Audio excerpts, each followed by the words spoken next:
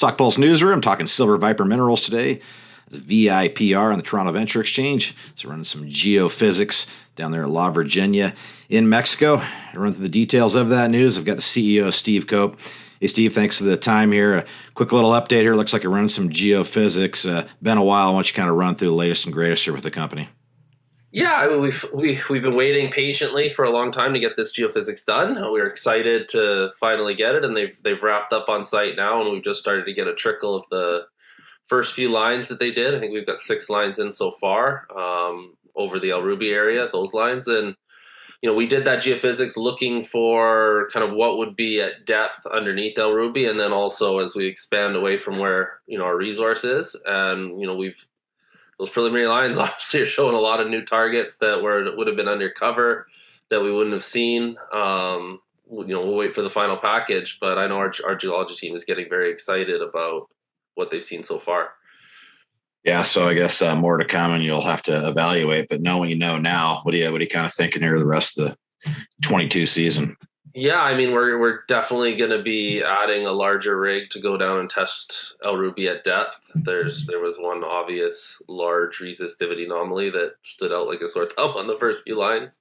So that will be getting tested. But there's also, I think what's really got us excited is this zone that's only about 200 to 300 meters to the east of El Ruby, and you can kind of see it shifting slide to slide, and it's looks like it might even have a bigger signature than El Ruby itself. So that is something we'll be following up on and testing as well here in the near future.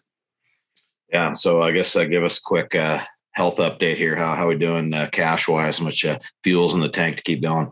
Yeah, no, they'll definitely be especially when we're going to add a rig. After we get that final, we'll be doing a raise to support that. Our share price has been pulled off like everyone else, so it probably wouldn't be as big a raise as I would have done initially, just because I don't want to dilute at these prices. But there will be a raise coming up in the next little bit. That will certainly finance us all the way through the year regardless. And, we'd probably be looking from this point to do another at least 20,000 meters probably this year of exploration.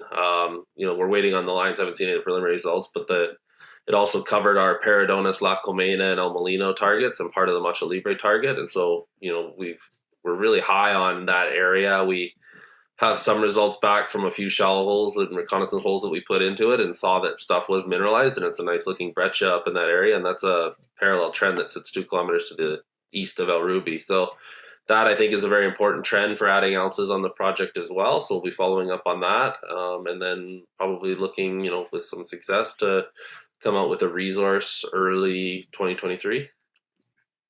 Oh, lots to pay attention to. So it's going to be busy. Yeah. Keep our eye on the wire. Hope we get a little tailwind here in the market here. Hopefully we graduate here. But Steve Cope, he's the president CEO here, Silver Viper Minerals, VIPR Venture Exchange, VIPRF, OTCQB in the States. Steve, thanks for that update, and look forward to checking back in when you have some more news for us.